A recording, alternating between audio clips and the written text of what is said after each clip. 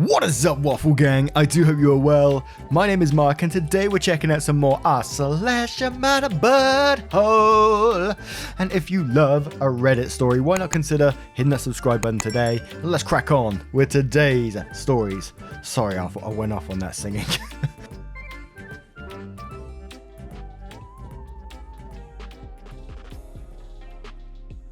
And our first story comes from Terrible Dinner 6795, titled, Am I the Arsehole for not learning sign language for stepdaughter? I, 30s female, had been married to Buford, apologies if I got that wrong, 40s male for about a year. I brought Jay, 8 male, and Juniper, 5 female, from a past marriage, and until very recently, we thought Buford had no children. We had no intentions of having more kids. As it happens though, it turns out Buford actually does have a daughter, Marquita, 15 female. Her mum did not tell Buford about her pregnancy and ultimately moved states, so he had no idea until she reached out on Facebook. We were a little dubious, but she turned out to be right. Marquita and mum moved back to our state in the meantime and live about 40 minutes from us. She wants visitation with Buford, which he has agreed to.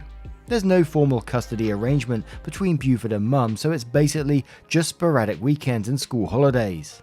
Usually this is just between the two of them, but sometimes she will come to the house and has even slept over a few times. Here's my dilemma. Marquita is hearing impaired. I'm not entirely sure to what degree, but I do know she almost exclusively uses ASL. No one in our family knows ASL, but Buford has been trying to learn for her. The last time Marquita was here, he pitched to me the idea of us learning ASL as a family. The truth is that I really don't know if that is worth the effort. Marquita is present at our house maybe once a month. I would consider it if she were going to be over more often, but I work 48 hours a week and I just don't have time for something like this. I also know 3 different languages, one of which was in adulthood, and it was very difficult for me even 15 years ago. I just can't fit something like that into my life. But I told Buford that Jay and Juniper can still learn if they are interested. The kids don't want to since I'm not, and now Buford thinks I'm being ridiculous since I have no other way of communicating with Marquita. I told him we can work something out, but he didn't want to hear it honestly. Marquita also thinks I should learn some basic signs, but between work and kids, even that would be a struggle. Am I the arsehole for not wanting to learn sign language? And we're going to start off with Pandas and Berries on this one, who says maybe a bit unpopular but not the arsehole. You have 2 little kids and you work full time. You seem to simply be too busy, and it seems that nobody can grasp the fact that 2 children under the age of 10 are not easy to take care of. Simply, you owe Marquita nothing. You didn't birth her, but she is your husband's daughter. She is now a part of your lives. I'd suggest try and clear some hours at work and try to find a class for the whole family. Not every day, but maybe a couple of times a week, or even once a week. Your kids are young, and it's easier to learn languages when young. I know 3, learned all of them under the age of 18.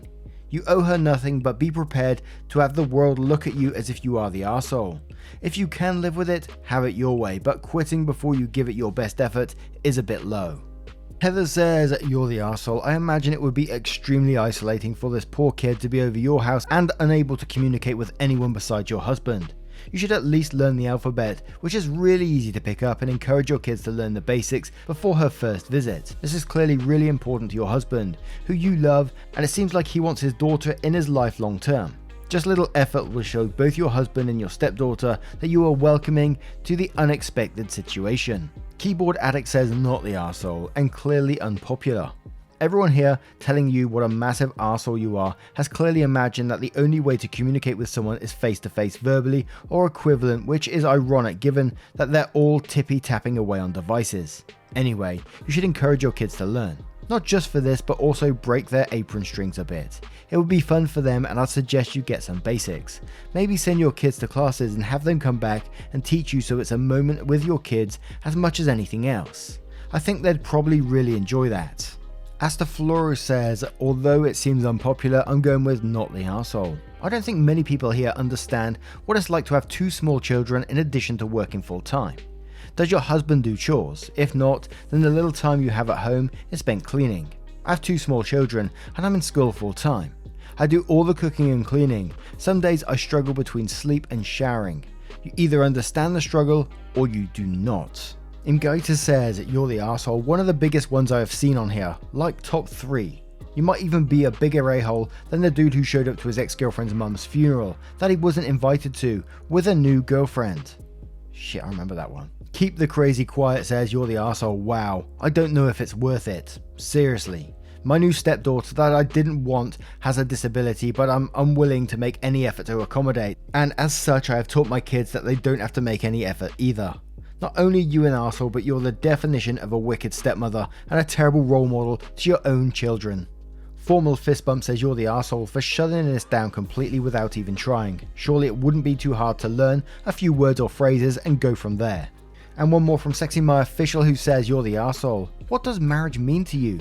The man you married, the man you love, is asking you to learn ASL for his daughter. He shouldn't have even asked or suggested it. You should have been all over it. If this child doesn't mean that much to you, I understand, but your husband cares for her, and damn it, that should make you care. You married this man. That means you should support him, even if it means doing something you do not want to do. That little girl is now your stepdaughter. Could you do any less to make her feel welcomed and loved? She's hearing impaired and just found out about her long lost dad. Now she had come to learn her stepmother couldn't be bothered to learn ASL, just because she only visits once a month. Would you want your own biological children treated that way if it was them? Good grief, you're the arsehole OP. And that was kind of my thinking in this story, is that, you know, to me, they are the arsehole. I can see there's some not the arsehole posts in the comments there about having a family and the time to do it, and one even saying, you know, you didn't even sign up to have this child around. But to me, this, you just got to come from an empathy standpoint. This person, this 15-year-old who's your stepdaughter, is coming into your house and she's going to feel isolated. Again, like one of the other comments said, they're going to not be able to communicate, although they can communicate through devices and things like that, but not really communicate to their own family apart from their father who's trying to learn.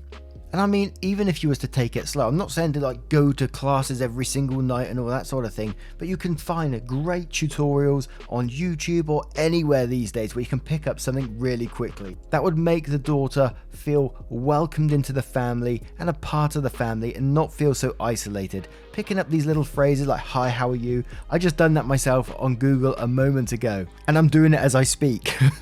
I understand, you know, time is precious and we have little time, especially when you got kids and things like that, but taking, you know, 10-15 minutes out of your day to pick up a phrase to use with your stepdaughter would be absolutely amazing and make her feel welcomed. And I think it's just all about the empathy from my point of view in this one.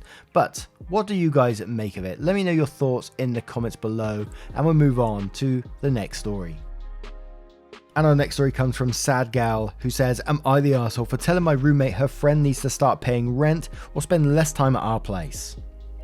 So I, 25 female, share a 2-bedroom apartment with a friend of mine from high school, 26 female. We've lived together for almost a year and had no problems until the last couple of months. She has a friend we will call Mike. He's around our age. At first they were seeing each other romantically, but have since decided to just be friends. Mike is at our apartment a lot, like he stays the night 5 to 6 nights a week usually. He eats my food without asking and basically laughed at my polite request to replace the food he eats. If it was a snack here and there I wouldn't mind, but I will buy groceries for the weekend. It's half gone within a couple of days because of him. He sleeps with her in her room, but when they're not sleeping or if she is at work, he is in the living room loudly playing video games. I work from home and he is disrupted during my work hours most days. Again, when I've requested him to quiet down, he laughs it off like I'm joking. A few days ago, we had a rare evening where he wasn't at our place. My roommate was watching TV in the living room and I took the opportunity to bring up my concerns. When I brought up the behaviour that bothers me, she apologised but basically said she can't change who he is. I then said, I think if he's going to be practically living at our place and eating my food, he should be contributing to the rent and groceries. She essentially said that was unfair as he's not on our lease. I told her that if that was the case, then he needs to spend much less time at our place because he's not a tenant. She also said he has troubles at home. He still lives with his parents and is unemployed, and it would hurt their friendship if she asked him to help out or stop coming around. She thinks I'm being a huge arsehole, and I'm sure she's told him what I said because he's been really snarky ever since the conversation.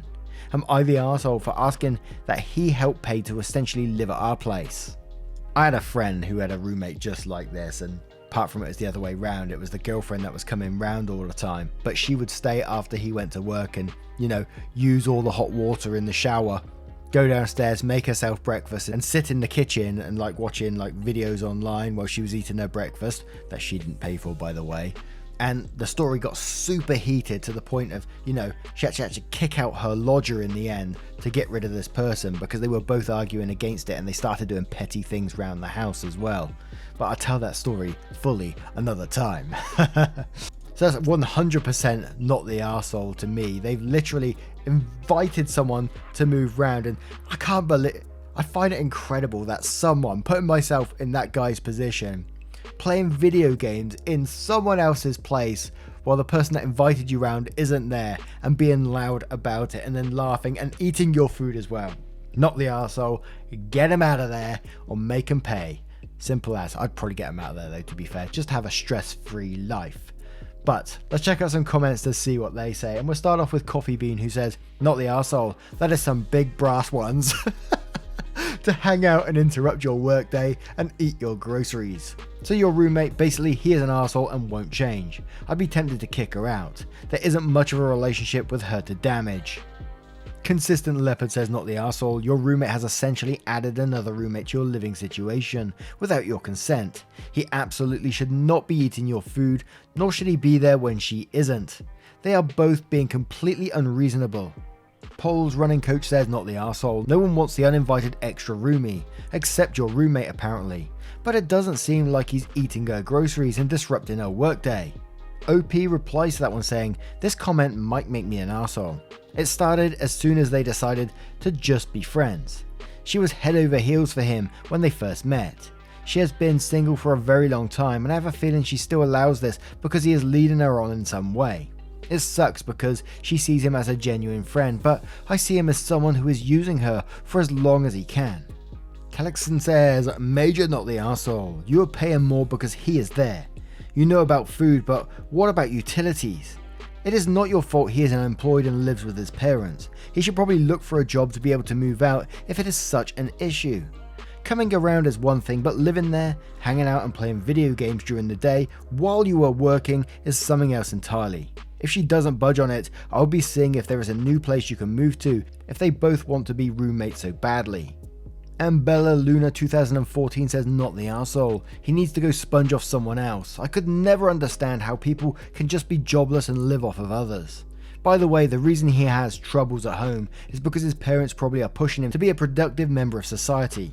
He needs to move out and get a job. Now, what do you guys make of this one? What would you do in that situation? Would you kick them out? Would you let them stay? Would you find a new place for yourself? Let us know your thoughts and your options in the comments below, and we'll move on to the next story. And our next story comes from Ty Turtle Diddle, who says, am I the arsehole for leaving notes in my personal drawers in a shared bathroom? My roommate's baby mama randomly moved in with us with no warning given to me. I wanted to be nice and get along with her, but right off the bat she was a bitch to me and started demanding things in the house and acting like she owned the place. I gave over a whole cabinet in the kitchen to her, for example. Anyway, there are 2 bathrooms, but only one has a shower. When it was just my roommate, we had a system where the countersink space in the shower bathroom was mine, and the countersink space in the other bathroom was his. So all of my stuff in the shower bathroom in my own personal drawers, which is labelled as such. Edit, she is fully aware of this system and knows that the drawers in the bathroom are mine and mine only, and full of only my stuff. Pretty quick after she moved in, I realised some of my stuff was going missing, being moved around, etc. I did stuff like draw lines on my shampoo and face wash so I could see if the level was lower after I used it, and it often would be. Once I found a black hair trapped under the lid of my conditioner. I don't have black hair, she does. I really damaged my hair years ago and I've spent a lot of time and money getting it healthy again, so a lot of my personal care stuff is high quality and I spend more money on it than I would have spent buying drugstore products. So, to combat the issue, I stopped leaving my shower stuff in the shower and didn't leave anything on my counter. I stored it all in my personal drawers, which are labelled as such. I asked my roommate to talk to her about the problem, but I have no idea if he did. I also left notes inside each of my drawers, which I'll admit are a bit passive aggressive, but I figured that she wouldn't see them unless she was deliberately looking through my personal drawers, in which case she would deserve it. The note said something along the lines of, "Why are you looking in here? Use your own stuff, please." Well, I guess she was doing some snooping tonight and got offended when she saw them, because she tacked them all to the wall with her own note that said, "Not necessary." Yes, spelled like that. It was spelled wrong. I don't think I'm the arsehole, because although my notes were passive aggressive, she never would have seen them if she had minded her business and not tried to steal from me. She only saw them because she was going through my personal drawers, which isn't okay of her to do.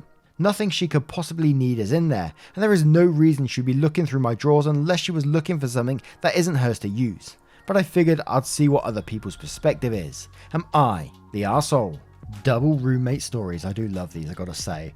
And you're definitely not the arsehole in this situation. I'm not a hugely confrontational person, but knowing someone, you moved all this stuff into personal drawers that they're only yours to open. She knew that, roommate knew that, and they opened and went in them. That would tip me over the edge, knowing someone was snooping through my stuff and had the cheek to pull out the notes that she shouldn't have seen anyway, stick them on the wall, and then with her own note saying unnecessary. What the blood? I'd be straight round there. There would have been some ultimatums given that night, let me tell you. And I would either be out of there or that person would be out of there, because I couldn't, my mind wouldn't be able to cope knowing my stuff if I'm at work or wherever at the house, knowing that person may be snooping around my room. Absolutely not on, not the arsehole. Distinct Animal 9628 says not the arsehole, but speak to her and draw boundaries, then speak to him and draw boundaries. Ultimately, this isn't sustainable.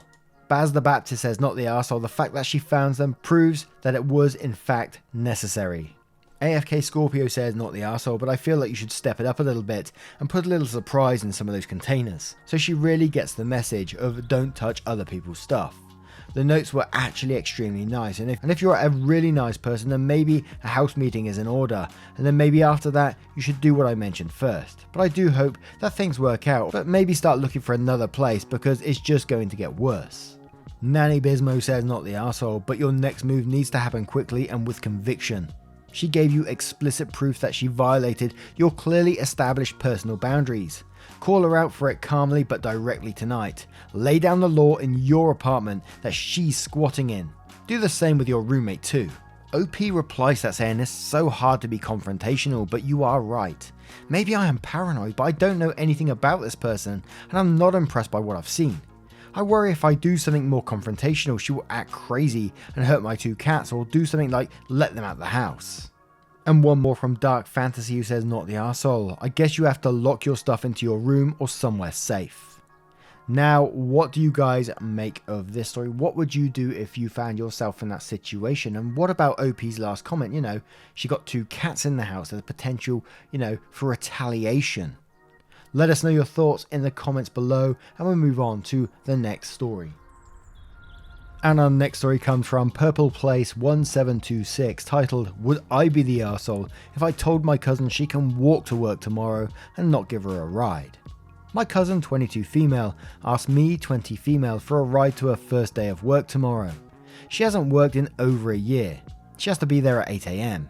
She lives about a half hour away from my house, and then add another 20 minutes or so to get to her work. There is no public transportation around here. We live too far out the nearest city. So it will be about an hour both ways round trip for me. Her car doesn't run at all and has so many things wrong with it. Her parents refuse to pay a penny towards it and are telling her to save up paychecks and pay for it herself. And they also refuse to drive her anywhere. They are pretty fed up with her for numerous reasons. She lives at home rent free, gives them a hard time, doesn't clean up after herself, acts like a bratty middle schooler, etc. I told her I would help her out and take her to work, but she needs to be ready by 7:30. Because I plan on leaving my house around 6:45 to 7. She said she doesn't want to be there on time like a weirdo, and asked if I can come closer towards 8, and she doesn't want to get up earlier than she had planned. I said no, I will be there around 7:30. I'll be getting up earlier than usual to come pick you up, and I also have to get ready for work and be at my own job by 9. She asked what time I'll be picking her up, because the lady told her she will be done by 2. And I said I will get out at 5, and cousin wants me to leave early tomorrow because she doesn't want to sit at her job waiting around for hours. I told her I'll see what I can do, but I'm not making any promises.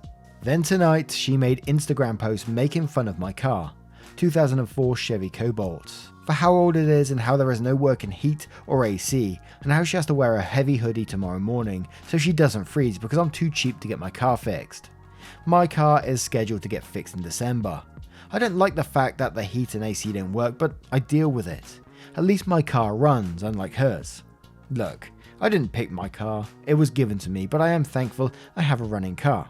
I want to tell her, I don't appreciate you making fun of my car when yours doesn't even run and you have nobody else to take you. I was being nice by trying to accommodate you, and this is what I get. You can have fun walking to work and back tomorrow because I'm no longer interested in having you in my vehicle. Now, there's a bit of this that really confused me where you said I would help her out and take her to work, but she needs to be ready by 7:30 because you plan on leaving your house at 6:45 to 7, and she said she doesn't want to be there on time like a weirdo. Does she actually mean on time, or like doesn't want to be there way too early?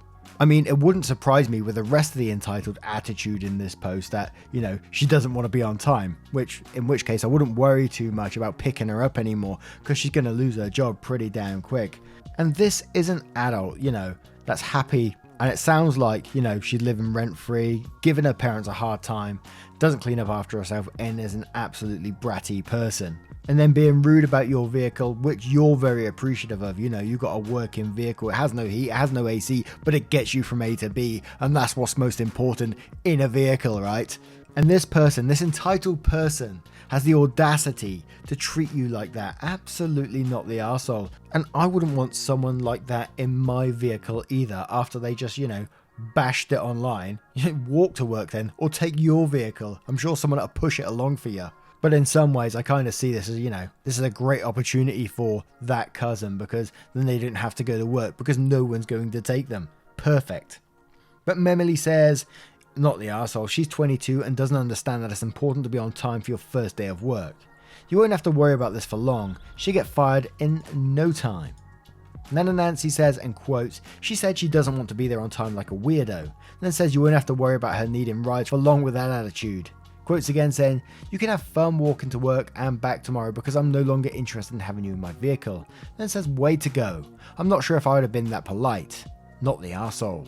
Stranger55 says, if I'm reading this right, she wants you to refuse to give her a ride.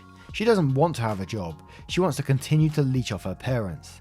You're playing a part in a play, a dramatic production, and regardless of whether you refuse the first ride or any of the subsequent rides she would expect from you, it will be your fault that she couldn't keep her job, because you wouldn't give her a ride, or you wouldn't keep giving her a ride, or she lost her job because she was late on the first day, but you refused to bait on that branch of her plan. As you may have guessed by now, I know somebody like this. You heard it here first. Ooh. And Ninja Baba Mama says, not the arsehole, next time you see her, hand her a bag of marshmallows. Tell her, since you like to burn bridges, I thought you could roast these instead of my car. And Nolan says, you would not be the arsehole. Wow, she sounds like a real charmer. I would comment on her Insta for the world to see. Don't worry about the hoodie tomorrow, because since my car isn't up to your standards, I won't bother picking you up. To which people reply, this is the way. Now, what do you guys make of this story? What are your thoughts on all of today's stories if you choose to share them? I would love to hear them. And just a huge thank you from the bottom of my heart for being involved every single day, liking, subscribing, being absolutely awesome. I can never thank you enough for what you do. You're absolutely amazing. Do not forget that. Have a skip in your step today, and I will see you in the next one. Take care, guys. Much love.